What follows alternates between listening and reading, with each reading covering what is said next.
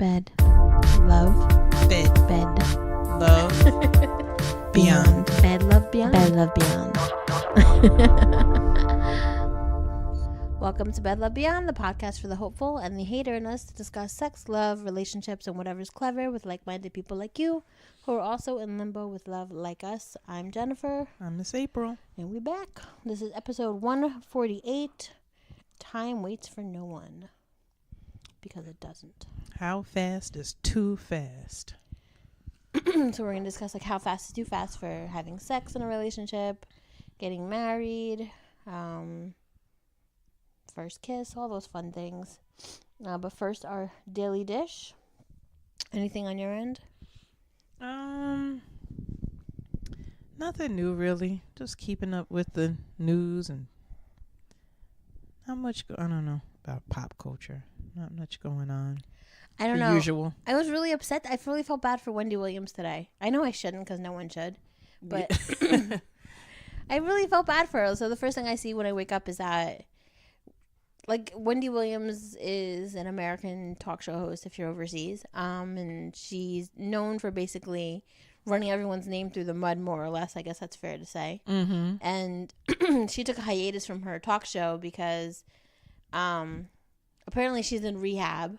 She says she had a problem with cocaine, but she's also going through some marital problems with her husband, who was kind of like a known cheater, I guess. Everyone in, like, you know, spreads her business on social media.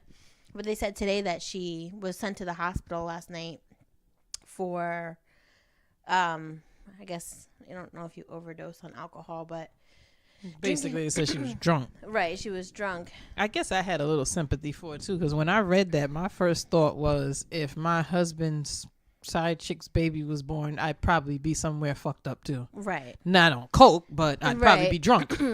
I'd be drunk. Right. Yeah. So they said that the husband, her side chick, had a baby, and that was born Monday or whatever, and I guess she didn't check herself out of rehab. She just disappeared. And but I mean, I wonder, like, where they get this information from that they're like her people. That's all they like quoted out. Yeah, because some of these things they'll say and the person will come out and be like, none of that happened. Right. None of that's true. I mean, you don't know what to believe. I don't. But, I mean, it's not like she didn't know the baby was coming. If you know the baby's here, then you know the baby was on the way. So, right. I mean, I don't know. It's just sad. Like, I've been in... Because she's very... I mean, one thing about her is, whether you like her or not, as far as what she does or says, she is very devoted to... She seems to be very devoted to her husband and her son. And her son, right. So that makes it sad, because she seems like she...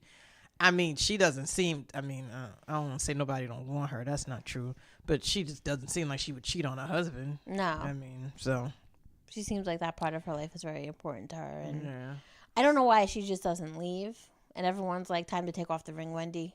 Like, you know. Yeah. And then, you know, some people comment like, oh, well, she does this to everybody else, so fuck her. Mm-hmm. You know, some people are like, oh, she's having problems. Like, everyone has problems. Like, this isn't news. Mm-hmm. That's everyone's new thing. Like, this isn't news. Right. And it's like, it's been news. But and you're be reading it. Right. So. That's why it's news, because you clicked on it. Right. Nowadays, and I think what people don't understand is that nowadays with social media, things become news because of how many people click on it. Right.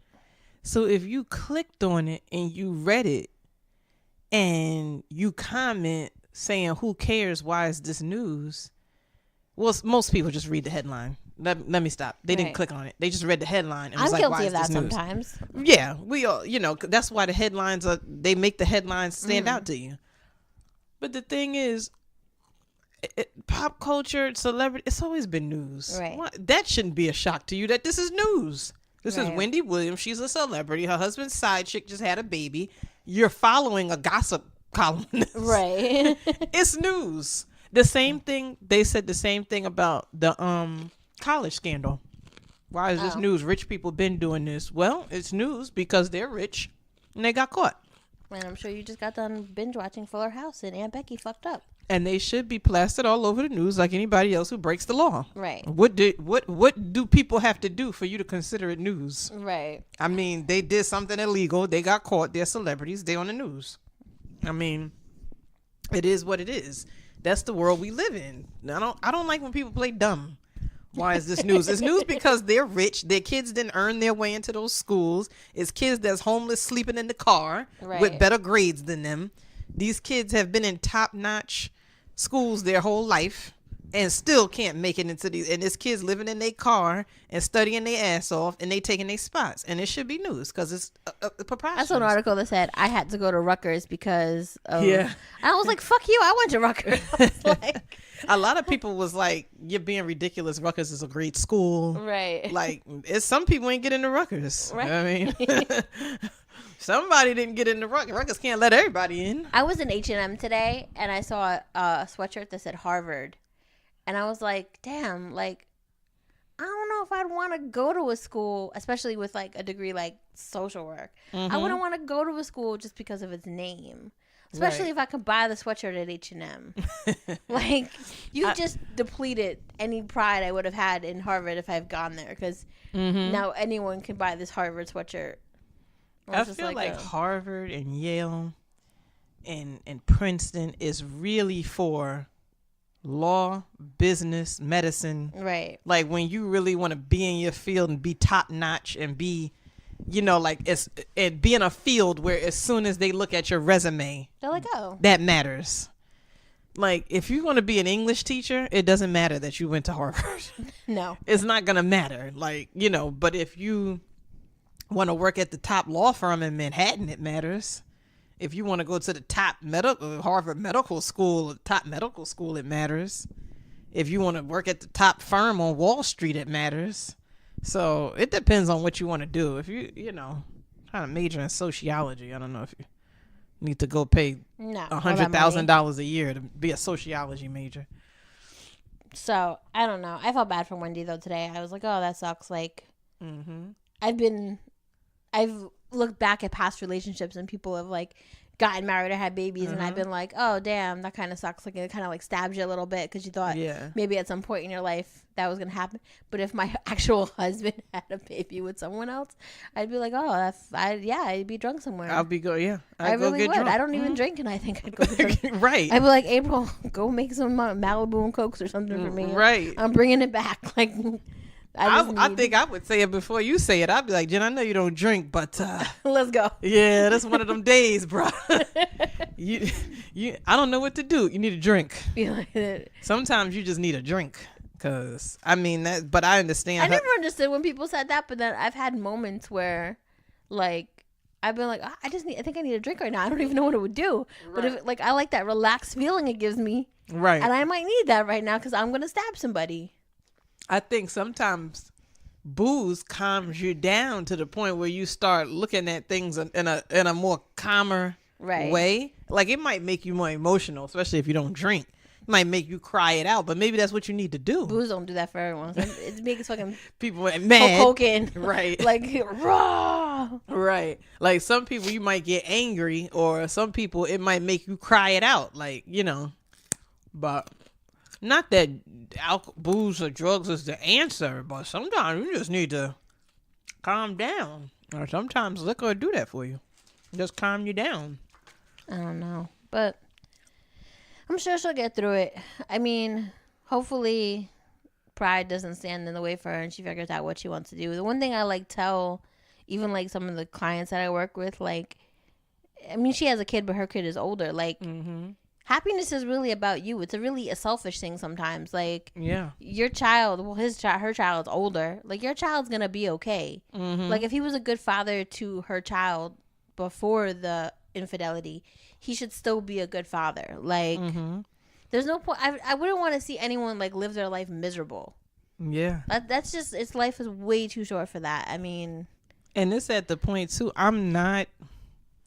Technically, whatever child support he paying, that's coming out of their household. Like, he's her executive producer. Right. He's her manager. He's her executive producer. So if you gotta go. Paying for this baby, that's coming out of our money. I mean, that's household money. That's income we bring home.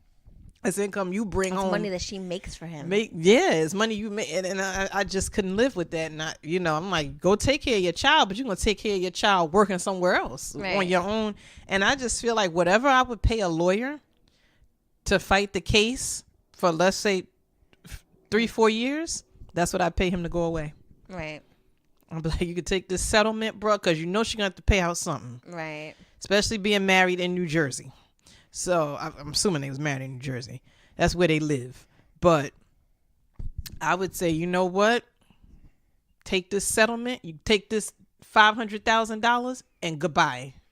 And I'm not giving no more, no less. This is 5 years salary. Goodbye. And not necessarily like you should care what everybody thinks about you, but like at the end of the day, like he's making her look real stupid. Yeah. You know, like a part of me wouldn't care, but you're in the spotlight and you are someone who drags people's name through the mud at the drop of a dime.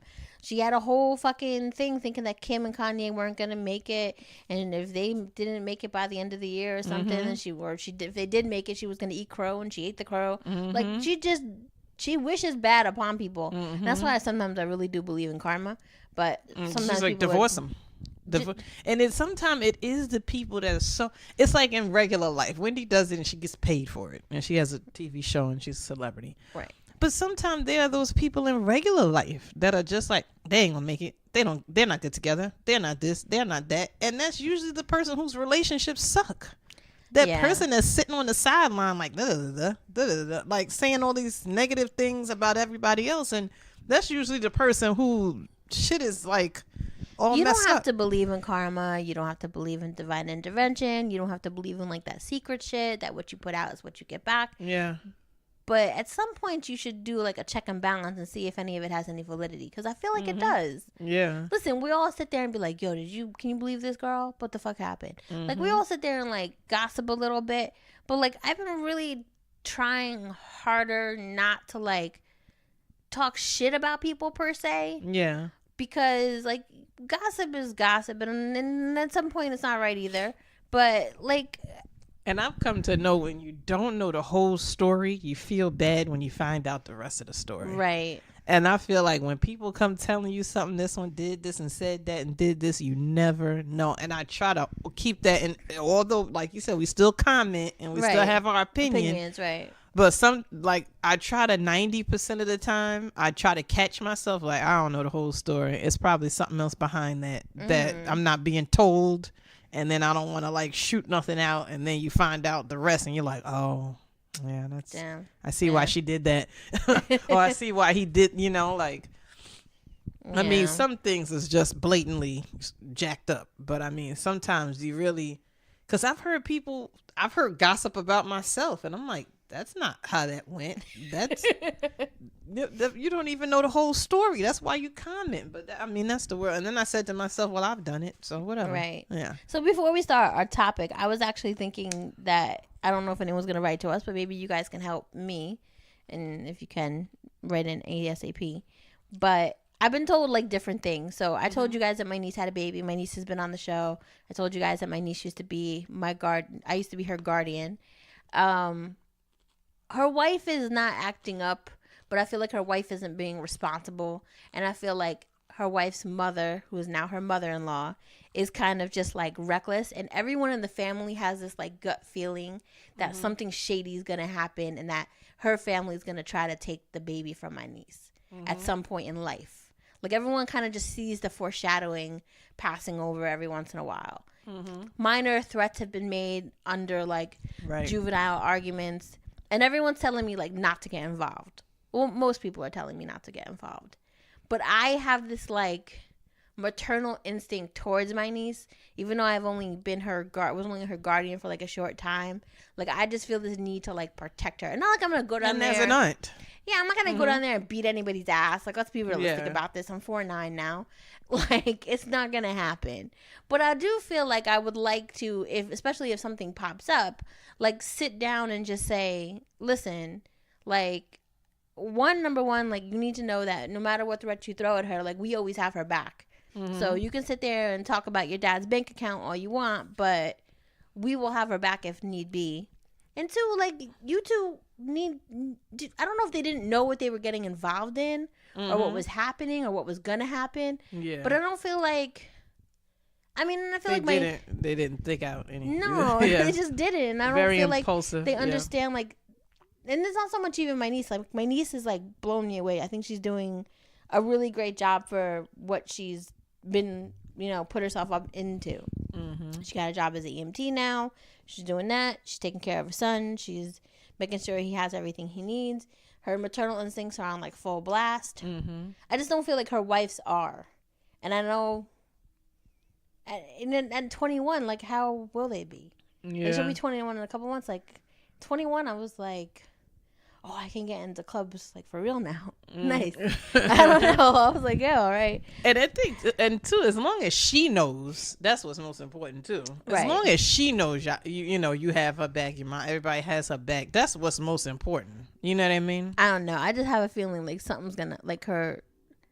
I just have a feeling like my mom said they had gone to dinner at one point, and like the wife didn't jump in to like take care of the baby, and she was sitting right next to the baby, and like my niece had been with the baby all day and she was trying to eat, and my mom just kind of felt like since she was right next to the baby, she could have like put her sandwich down and like done something to assist in the situation, and she just like gave no shits about the situation. I just feel like in that situation I would be like, are you part of this? Like, no, you're not part of this? Because, like, I don't see you really doing your share. I just know it's going to be hard for me to keep my mouth shut. So, I was just going to put it out there to them. If you can get back to me soon.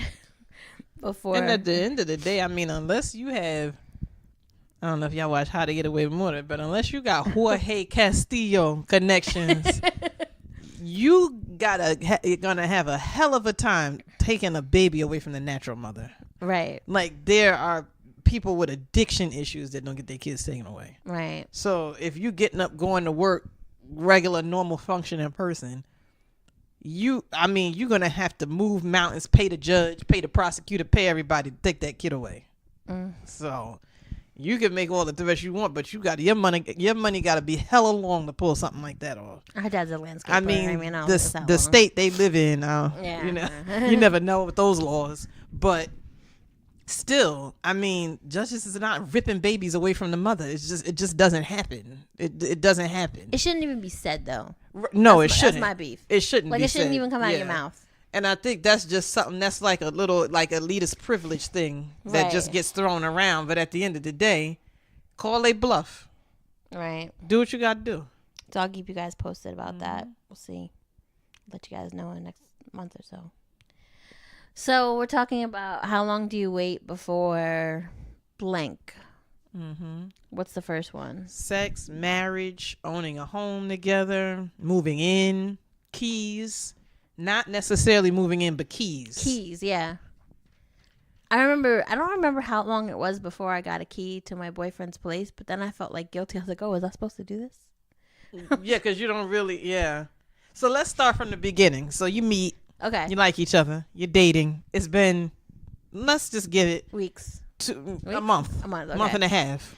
Okay. The first thing pops up, let's say, is keys. Wait, hold on. Have you had sex yet? Okay, so sex. That would be the first thing. Possibly. Yeah. I know there's like, fortunately, Steve Harvey, of course, a man, started this 3-month rule thing.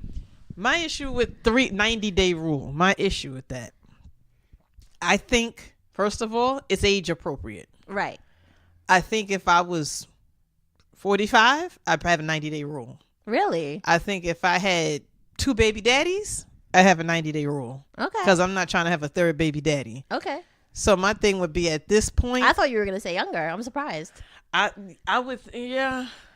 But no, I mean. I don't know. Maybe 40 and under. Okay. I mean 40 and over. 40 and over. Okay. I think that's when I would be more careful because I guess that's an age where you kind of like more dedicated to something serious and something if serious. You are. Right. If you some want women something out there serious. who are like, bring on the dick. Right. If you good with just dating and you find, and that's really what you want. But I mean, if relationship is your goal, let's put it that way. Okay. I would say 90-day rule would be would not necessarily as a must do, but for me, I might be more inclined to do that just because I'm older. Right. And I'm just like, I gotta kind of feel you out because I don't play no games. And I don't know. Maybe I might move a little. I would move faster, but different. Okay.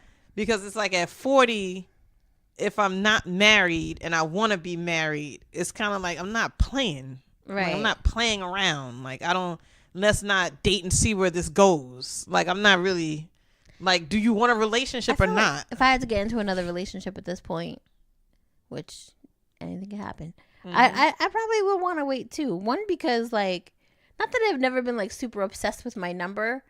It's more of like a societal thing where people tell you like, oh, they made a whole movie about it.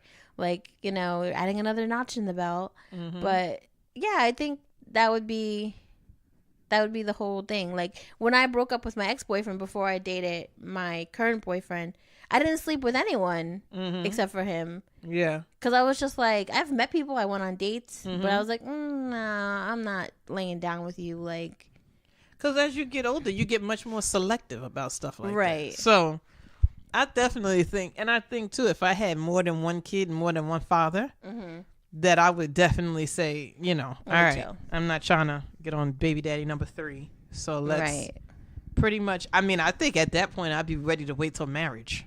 Really? If I was trying to not have a third baby daddy or fourth baby daddy, I would really be like, we would basically be getting married at the point where, damn. I mean, I would, you know, check it out and does it work? Make sure everything's intact. Like, I just wanted to look at it. You can put your pants back on. Because then you bringing kids into the mix. You know, there's such thing as birth control and condoms. Well, I know, but it's not 100%. I know. I would be so afraid of having another kid. Yeah. Because sometimes you're in a circumstance, if you don't have insurance, you can't get your tubes tied. Right. You got all of these.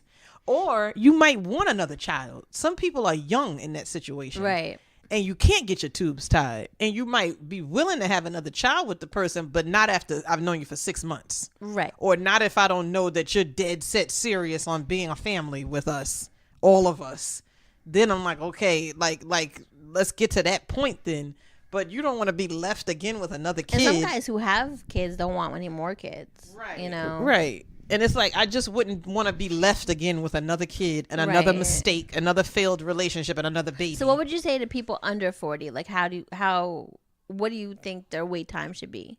Because I still feel like unless you have the mindset that you're just going to have sex and, you know, set it and forget it. Right. That I don't feel like you should jump into it. Because some people are like, and I was one of those people back in the day too, like in my 20s, like, I was very emotional about it. Like, I always felt like, I forget what the word is now, but Martini and I had talked about it once. Like, I really only would have, well, at some point, I would really only have sex with you unless I was, like, emotionally invested in you. I mean, there was points where I was like, fuck it. Right. Like, he fine. He wants to come over. Shit happens. But I feel like if you're in the mindset to set it and forget, you can just get on it and get off it. And if he walks away and you never talk to me and you're okay, then that's fine. But if you know you're not that person, right, don't get yourself in that situation. You have to make the person wait until you know that either you know he's gonna stick around or whatever. Like, I had a friend who would like date guys for a couple dates and then like be like, oh, it was a couple dates, I'm gonna sleep with him now. And then I don't know what would happen, but they'd sleep together and then he would disappear. Yeah. Our friend Parker was like, it's probably bad pussy. I was like, I don't know, I'm not asking that, but that was his take on maybe that. the guys are just assholes and got what they wanted and left. You know what I mean? And knew that some guys can read you when you're like, oh, okay, date 2, let's go. Right. They can kind of read that you want it. They'd be like, I just gotta take this bitch to dinner one more time and she's gonna open her legs. Right. But I think too, the waiting should come with not numbers. Like, oh, it's day 87, almost there. Gestures. Like, I think it should be a level of comfort. Right. Because one thing I realized when I was young, I had no emotional connection. I was the opposite. I was like, hey, listen, I don't give a fuck if you call, don't call. It was great while it lasted. Bye. But I still would, like, I guess I don't know if you call that emotional, but I still wanted to like the person. Right. Like I wasn't having sex with guys like, oh, you cute. I can't stand you, but you're cute. So I was like, no. It's like we if we went out and had a good time and they were fun and we hung out a few times. It's like, all right, you know, you're fun. You're a good guy. I'm comfortable with you. But if you don't call me back, it's not a big deal. Right. I don't think you're gonna rate me if I go upstairs. So okay, like So I think to me, like, and I had moments where I had sex with guys and I wasn't comfortable, and it was bad. The sex was bad. Yeah. And it was like, this is a waste of time because you're uncomfortable. I'm uncomfortable. We're awkward. Your body doesn't work if it's not. It's over. When it's over, you're like,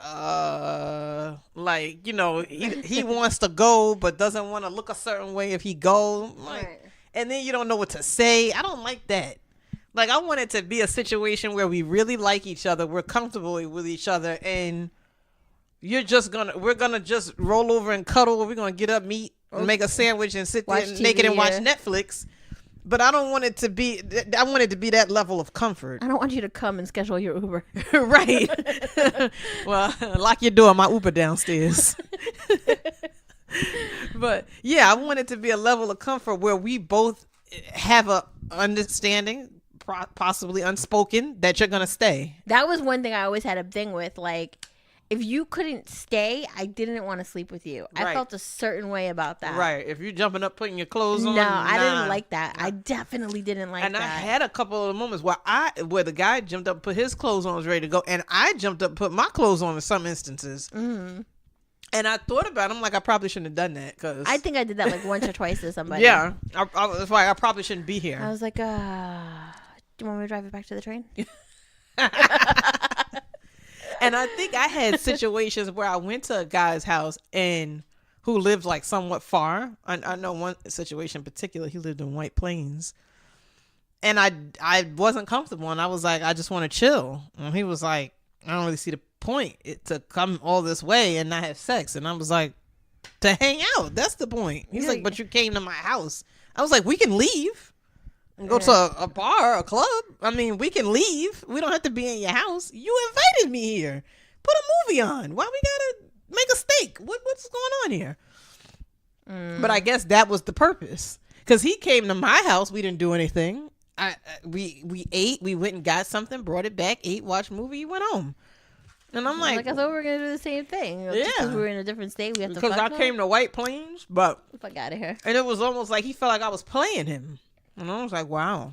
I just don't want it to be awkward because it's awkward now. But you just made it awkward because you talked about it. Made it awkward. That's the other thing I didn't like. Like sometimes you'd be on the phone with someone and you know that's what they want, and you're like, yeah. And as much as you want to go there and get to know the person and like the person, you're just like, that's what they want, and they're making it very apparent now. Like, and that's a turn what off you gonna wear when you come over? And fuck this, I'm not coming. Right. I gotta leave the house first of all if I got here. And that's a turnoff. Yeah. When everything out of your mouth is sexual, but you won't just say that's all you want. Do you think it's appropriate to sleep with someone on the first date? Well, I don't know. I don't think appropriate is the word, but I think it's appropriate if all you want is sex, like you said. Right. I think it's appropriate. But if you want a long-term relationship, I'm sure people have gone on dates, had long-term relationships, and ended up marrying the person, and maybe they're doing great now. And they had sex on the first date. It's possible. Right. Probable. Right. Your chances are lower. Right. Your chances of having a successful relationship after having sex on the first date is lower than if you don't. And you want to make sure before this goes too fast, before it gets to that level, let's see if we are compatible, if we want this to go further. If we want, that's like another level. Do we want it to go to the next level? Are we feeling this? And then, but yeah, like you said, it happens. People had sex on the first date and they married and got kids and went on about their business. But I wouldn't recommend it. I think if you went on a date with somebody and you call me in the bathroom and you say, I like him so much, he seems so smart and funny, I would be like, do not fuck him. Go home. I have a friend, he like hit me up the other night. He's like, yo, we gotta hang out, this and that. And then like somehow we got caught up in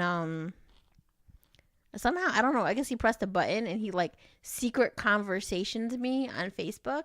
And I was like, what the fuck is this? And he's like, I don't know. I was like, damn. Like 15 years later, you're trying to slide in my DMs. I was like, a little late, buddy. And he was like, please, you know me better than that. And then he's like, you know why we never hooked up, right? And I was just like, why are we having this conversation? And why are you asking me right? Like, you don't know if I remember or not. Right?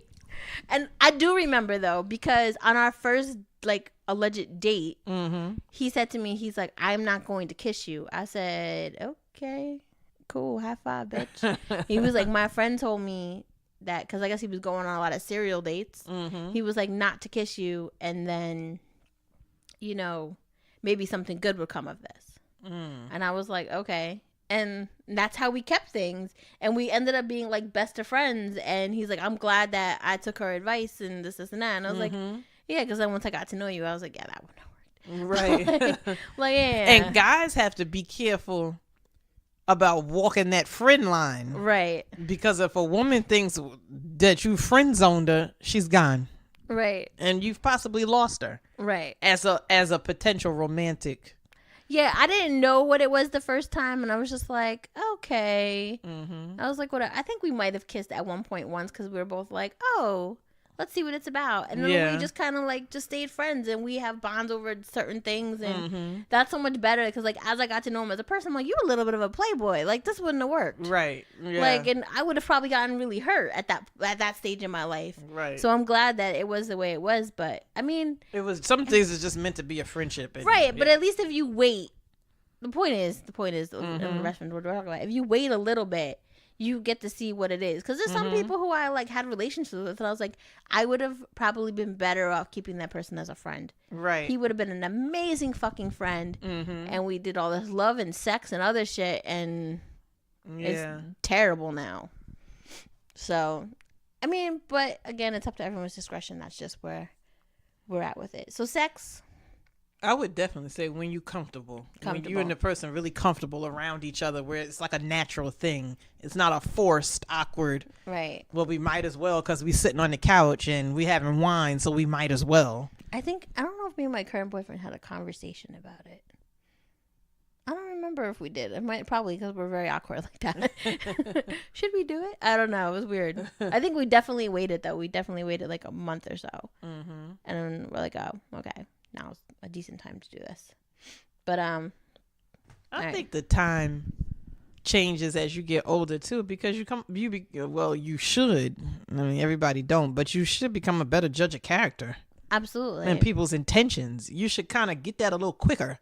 Not everybody does, I know, but I mean, it comes with age and experience. Like, now you just trying to get my drawers next. Like, you should kind of know that at 40. 37, 38, 35. I knew that Johnny English, as fine as he was his Idris Elba accent, was coming here just to smash. I said, you can leave, sir. Yeah. Why? Why you want me to leave? Why you want me to sit on your lap on a futon? Go. I'm not doing this with you. It's like your sexiness is just depleted. And I think with women too, even if you know, and even men, even if you know you want to be with the person, maybe give it some time anyway. Because maybe it's something about the person that's going to be a deal breaker. Right. And it's like, well, if I'd have waited another month, I would have known that, or another 3 weeks, or if I would have just gave it a little more time. Sometimes you meet somebody like fine as hell and you're just like, he's smooth and like charming the draws off you. Like if circumstances were right, I might have slept with that DJ at that point. But I found out like 3 days later he was married, so I'm glad I didn't. But yeah, it's like if something happened on the first date, 3 days later it's a wedding ring coming out the pocket. You're right. Like, damn, if I'd have waited 4 more days, I would have known you wasn't shit. Damn. Right. Exactly. So when you're comfortable, wait it out. It's best bet. So that's sex. So then maybe keys. Keys. So you're dating. You've had sex. Does keys come before they meet the parents, or after? I don't know. And not everybody have friends and family to meet, but we're assuming you have somebody you introduce them to, best friend, somebody that you say, hey, this is my person. Take them to the office Christmas party, you know, those things happen, and they meet your people. They in your life a little bit. Plus one for something. I think I would say friend. Maybe not family, but definitely friends usually comes first. Mm-hmm. Like, definitely, like, you've met a friend, the bestie, Right. or there's been And some this kind is of after outing. how long, you think?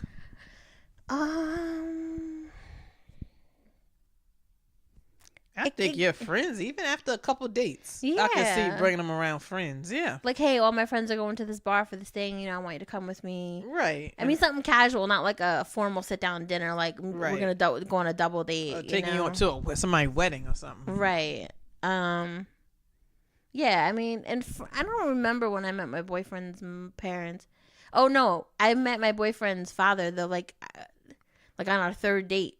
Second date. Like, yeah, I had only known him for a month. But that's only because he was, like, staying there, like, at his house. Went to the house. Yeah, and he was like, hi, I'm his dad. I was like, hi. And then it got real weird when his dad would be, like, creeping around the corner. I'm like, but... So I guess it depends. Like, some people, like, I don't know, if a guy lives with his parents or lives in the basement of his parents' house or whatever the case may be, you might run into them faster than sooner. if he Like, lives, my ex-boyfriend, I think I went to his house once. His mom was, like, sunbathing in the yard. She's like, hi. I was like... But he also, very, like, soon into our relationship, like, organized the dinner to take me to meet his mom. So I was like, wait, am I supposed to do this? And I was just like, oh, hi. And I think, too, sometimes some people hold that opinion at a higher level than right. others. Some people are like, I don't care if they like you or not, I like you. Right. And some people are like, well, you know, I trust she don't like you. I trust my mom's whatever. Right. And, yeah. But yeah, I mean, I would say maybe meeting friends and family might come before that. Might not, depending on what's going on. And it also depends, I guess, on how frequently you guys are going to each other's house. You know, and then because it kind of becomes, the key thing usually comes out of convenience, I think. Right. Because if the person working certain hours and they want you, like, oh, I'd like to see you when I get home. Right. Here's the key. You could come on in. Did you give your boyfriend a key? Yeah. It was, let me see, 6. It was, well, we had, let's see, in August, we like made it official. Mm-hmm. So it was like November or December. Okay. Yeah, it was around November or December. What's that? 5 months, 4 or 5 months later. Mm-hmm. Yeah. I think it was something like that for us too. Like he just came over and he's like, "Oh, these are for you." I was like, "What do I do with them?" Right. And then like finally, like I don't remember what I did. If I gave him a garage door button or, because no one uses the front door really. I don't know. I gave him something. I think I programmed my garage door in his car. Oh, okay. And then like finally one day we were at Home Depot and I just made him a key. And now he lives here. But that was, I think it was like, because I was working till 11 at the time. I worked 4 till 11. And he gets so it's like instead of you getting on the parkway at 10:30 or, you know, like go on in and out. Yeah. It was one of those situations. And I think that's a really big deal because it's a very like they trust, you're starting to trust you. You trust them. You have nothing to hide. He has nothing to hide. You know, it's a really big step. It's a really big gesture. Because the key means you could walk in here at any moment and you just nothing I would be shocked about. You'd be shocked about. Like, you know, yeah. And it's you leaving people with your private things. You're leaving people in your house. I mean, somebody could clean you out technically.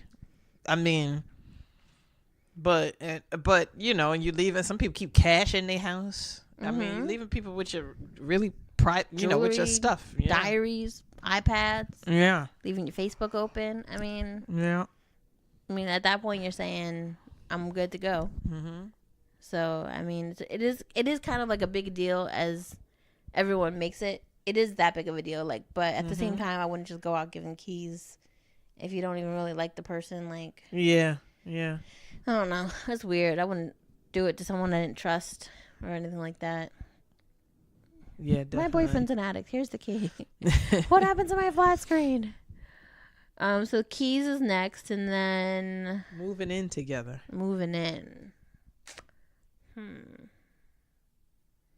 I think after a while, when you guys have the keys, I think the commuting becomes. You know, I know some people who've been in relationships and like they were only in relationships for like maybe 6 or 7 let's say maybe even 8 months, Mm-hmm. and like the one person's lease would end, and they're like, oh well, Instead of signing What- on the whole 1 year Right. lease. Mm-hmm. and I think sometimes that has a lot to do with it. Mm-hmm. So you're like, fuck it. Because what happens is somebody ends up being over somebody's place a whole lot, and it's like, especially if two people have a place, it's like this is a whole lot of money going out Right. for no reason. Like you're probably looking at like $1,000, $1,100 going out. Right. When, That could be in one household. when we're all spending time together. At You either your always house hear or- anyway. Yeah. Mhm. So it turns into money being spent that people start looking at it economically. Like this is crazy. You hear every single night. Like you live here basically. Coincidentally, that's why they're saying a lot of people don't break up and a lot of people don't get divorced Mm-hmm. because they can't. A lot of people stay. There was an article that just came out that a lot of people stay in bad relationships Mm-hmm. because they can't afford to move out. Yeah. Because like, is how can insane. you say? It's like, how can you? I mean, you might be lucky enough to have people around you that could loan you money to get you an apartment. Mm-hmm. But it's like it's hard to save when you putting out so much money for rent or a mortgage. Some people have a mortgage. You putting out so much money. It's like, but you know, Mama always tells you to have a little nest egg so you can split. I mean, I still try to. I try the best I can to save whatever I can because women should have them a little nest egg. Yeah. Because a man could go, sleep on somebody's couch. They sleep on the floor in a Go to the sleeping boys' bag. house, yeah. And women, we like, listen, I need my space. I need my lotions and shit. I need, I can't just be on somebody's couch with my legs open. No. Like women want to feel a little more safer than Right. on somebody's couch. So, I mean, I get, like, I try to always, like, hear my mom's voice, like, keep you a little something on the side. So if some shit go down. Shit goes down. Yeah.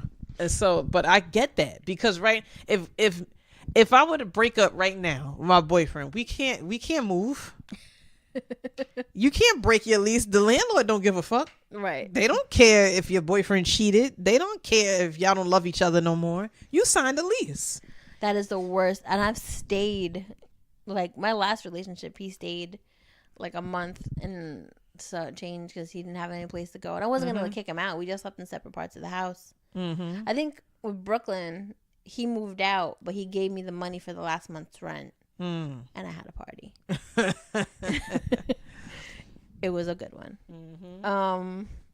But yeah, I mean, it's definitely something to think about and definitely have a backup plan because nothing does last forever all the time. And sometimes it does, sometimes it doesn't, and the thing is too, having a house, it's like, what's your plan B? This is our house. Would you buy a house with someone you weren't married to? Mm-mm. Neither would I. If you're not willing to have a 30-year marriage, I ain't willing to sign a 30-year mortgage because it's going to take us 30 years to pay this bitch off. So, I mean, what we going to be boyfriend and girlfriend for 30 years? That's what we committing to? That's what we doing? Do not buy a house. I wouldn't recommend co-signing. No.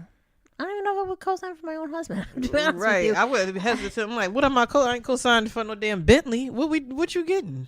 It depends. Somebody told me somebody in the hair salon told me her brother tried to get her to co-sign for a Range Rover. I was like, what? His wife ain't it was her brother. No. I said his wife need to co-sign for him a Range Rover, and if his wife don't have the credit, then he need to get a Toyota Corolla. I'm not co-sign. I'm like, you don't even have a Range Rover. You don't have a 2019 Range Rover. Why would you co-sign for somebody else to have one? Nope. Absolutely not. I mean, and I'm not co-signing for somebody else to drive a car nicer than mine. I'll co-sign for you a Civic. I'm not co-signing for, a $90,000 truck. Pre-certified. Come on, I got a Ford Escape and you getting a Range Rover with my signature on it. So if you decide, what if I don't think people realize the person is healthy at the moment. What if the person gets sick? What if the person go on disability? Because he get hit by a car. What if they die? That's your car if they die. Range Rover, whatever bank Range Rover dealership deal with, don't give a fuck if you dead. I'm sorry. They don't care. They dead. That's your car now. We want our money. You could turn it in. I know somebody, he turned his wife's car and the wife died. Payments was like $900. He co-signed, turned the wife's car in. And they were like, we going to sell it. And whatever we lost on, you owe us. Damn.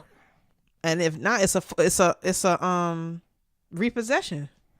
Damn. I heard some banks make it a repossession, no matter if they sell it or not. It's a repossession. They put it on your credit That's as so it was fucked up. repossessed. Yeah.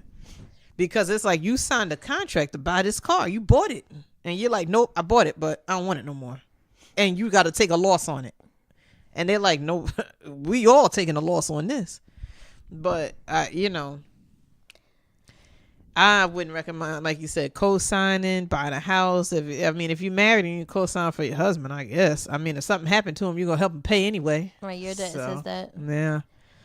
So But moving in, would you give it like a I would say to give it a good year. A good year? That's one thing I would put a number on. Some things you can't put a number on, but some things you can be a little closer to. Right. I would say give it a good year. What I would also say is, like, if you're sharing keys and you're having a lot of sleepovers, you get a good idea of if you can deal with that person on that kind of level. Like, right. Usually the keys, it starts with the keys, and then they get a drawer and a space in the closet and a spot for the toothbrush. And then, you do long weekends together. You do a couple of vacations maybe. Right. And you'll know, like, some road trips. Definitely a road trip. So you have to do a road trip. Right. If I can't stand you in the car for 4 or 5 hours, then. And it's like, if you've been at this person's house for 3-4 days anyway straight. Right. And y'all good. And it's been going on for a whole 7, 8, 9, 10 months. Then, right. Then you should be okay. Mm-hmm. But definitely have a backup plan. Yeah. So then what happens after you move in? You get married? Oh, possibly. I really wish you could see how nonchalant she said that while munching on her carriage. Like, I guess, yeah, sure, maybe. It's good for some people. So if you move in after a year, right? What do you think is too fast to get married? Do you think 18 months together is... I know somebody proposed to her husband after a month. Yeah, I don't know. And they got married. And I don't know if they still married, but at the point I knew her, they had been married for 10 years. I feel like things were different before. And I feel like if you're like our age and you waited this long to make that kind of commitment, you should just keep waiting. Because at this age, you don't, like I said, I'm 40 now. It's so scary. But you don't want to get a divorce. Right. At 40 and do this all over again at possibly 45 or 50. Yeah. It happens. Oh, yeah. But, And it doesn't mean stay miserable because of your age. Right. It just means nobody wants to. I mean. But make sure you're doing it right. Make sure it's for the right reasons and make sure, it's absolute in your head. Yeah, that's something I wouldn't put numbers on. I would say when it feels right, when you don't feel uptight about it, when it's not causing you tension, when you're just like, yeah, it's the right yeah, we should get married. I'm good with it. Like my boyfriend said, he was like, I want to live together for 6 months before we even think about getting married. And he's like, I just got to make sure we can live together. I'm like, okay, here we are, 18 months later. But then it shouldn't be. And men are such. They're black and thinking white. Black and white. Yeah. And it doesn't have to be that marriage is not a goal. Right. Like, you're not saying let's get married tomorrow. Right. And that's what they hear. That if marriage is a goal for you, you got married soon. Right. It doesn't mean soon. It just mean that should be your end game. Doesn't mean it has to happen in 2 months, 3 months, 7 months, 9 months. It just means that should be the end game. So we can talk about it. I'm not saying it's got to happen. But that's something I think that it should be a very nonchalant kind of, not nonchalant like not important, but a nonchalant like this is not causing us tension, or you're not super scared about it or unsure. You're like, yeah, it's the right time. Hold on, I gotta look at this. I think I put this up on our Facebook page the other day and somebody actually commented. Give me a moment, because I did see a meme about it, so I reposted it. And I think getting married, if you're good on finances, you're good with family, you're good with where you want to be in 5 years, if y'all on the same page on all fronts, then, and marriage feels like the right next step for both people, not from outside pressures or age or all these things pressuring you, but it just feels right, then I don't think numbers should get in the way. So the question I put up was, how long were you engaged before you finally got married? And my friend commented, it depends on the couple, really. I've heard this so many times. I feel that people are more worried about timelines and what other people think. You have to look at all the factors in the situation before the proposal. In my life, I got engaged knowing it would take some time. My fiance is in college, and I'm willing to wait. This also gives us more time to save, more money for the wedding we both dream of. So, I mean, that makes sense. Then you have comments that say, dated 3 months, got engaged, got married 7 months later. We will be married 44 years in December. Eileen, good for you. It worked. I mean, it doesn't work for everyone. Then somebody else wrote, met over the phone, never dated, got married shortly after, fell in love, sight unseen, 24 years later, married. Well, goddamn. Wow. Toy Jan Little John. 4 months, met in April of 2004, engaged in May of 2004. Married in September this year coming will make 15 years. Listen, that's some love at first sight shit, because to be honest with you, I don't think I could do that. Yeah. Never got engaged. We just got married. My first love. We've been together since teenagers. 5 kids, 8 years of marriage together, over 20. Well, I guess if you were friends, you're just like, fuck it. But these are all positive stories. Nobody had a sad story. That's great. Never engaged. We just did it. Thank you, Danielle. I'm trying to see the comments, see if anyone has any. Well, this is a positive website. 3 days and 15 years later, still together. A week and not a shotgun wedding. So I guess for some people it works, but I mean, no, literally none of these comments say we only lasted blah blah blah blah blah. Mm-hmm. Oh, someone wrote not long enough to know better. Right. Because as great as all these positive comments are, it's not always realistic. Right. And I think too, and there's some people that date and be together for 10 and 15 years and end up getting divorced. So it's like, time doesn't really dictate, if you're going to stay together or grow apart. Like, time doesn't really control that. Like, there's people that was together for a year, got married, stayed together forever. People that was together 10 years and still didn't make it. Yeah, I mean, like, I'm sure those people thought they knew each other really well after 10 years or 7 years or 9 years. That you still could end up divorced. Either it's right or it's not. Or it's right. Sometimes it's right at the time. And you just grow apart and don't find a way to mend it together. And it just happens that way. Wow. So what really happens after marriage? Sometimes kids happen before marriage. Mm-hmm. Sometimes buying a house. Sometimes that happens before.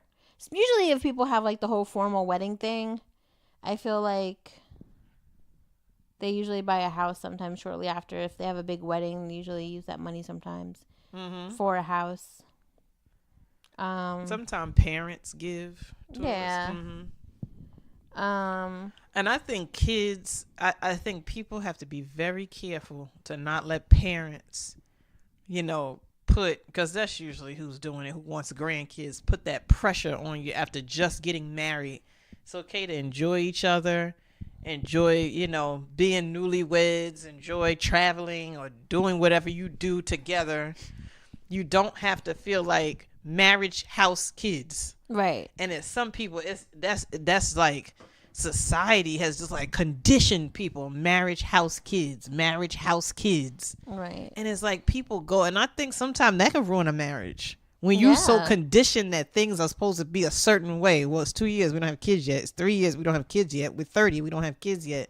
It's like, you can't live your life that way. Because that's putting pressure now. If y'all having a problem being pregnant, you've been so conditioned that you got the house, now you have to have kids, and the kids ain't coming. So now what? Like, you have to be.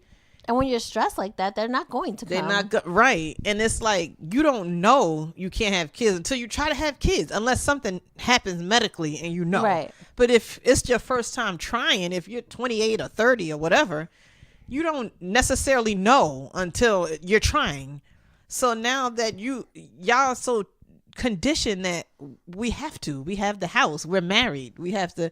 Now that's putting stress on your relationship, because now it's like we're not whole and we're not a real unit or real family because we don't have children. I really think that's the conversation you should still have before you even get married. Like, how do you see this going? And what if?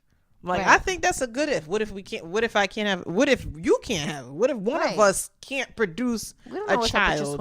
Are you okay with adoption? Are you okay with this? Like, I think that should be, and people can call it negative or we want to stay positive. You want to stay positive, but you want to stay realistic also, and that's somewhere in between negative and positive.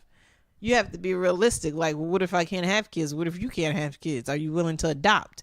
Because that way, if you have the conversation, your mind has not become so fixed on, we're going to buy a house, and then once we have a house, we're going to have a child.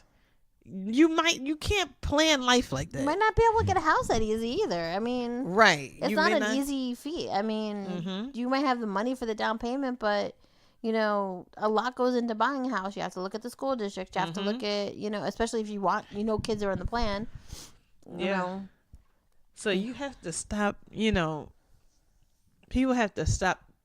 It's okay to plan, but I think there's a such thing as over planning to the point where you're not really thinking about the fact that contingency plan you need.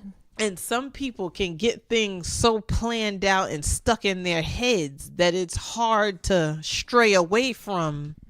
This is the way it was in my head, and it's not working this way. Right. And now here comes stress and depression and anxiety. I've been guilty of that. Because it's not playing out in my head the way I played it out. And it's like, that's, you know, you got to just be really careful. I think sometimes you do kind of be like, yes, I'm a planner, but yes, I also got to just roll with life and what it gives me. So you have to kind of be somewhere in the middle. Do we have anything else for that? No. So, what are your timelines looking like? How long do you think it should be before you move in? Have you had one of those situations where you just met online, got engaged, got married, and now you're successfully married? I mean, look, it worked for some of the Married at First Sight people. I mean, their story is obviously very different. I think like 1/3. I'm really, really mad I didn't watch this season. It looks so good. Yeah. I really got to get on that. But tell us your situation. You can write to us at bedlovebeyond@gmail.com. And we are everywhere at bedlovebeyond on all social media. We are on Podbeam, iTunes, Google Play Music, Spotify. And I think that's it. And you can rate and review and like us on whatever you listen to us to. And we'll catch you in a couple weeks with an all new episode. Peace. Peace.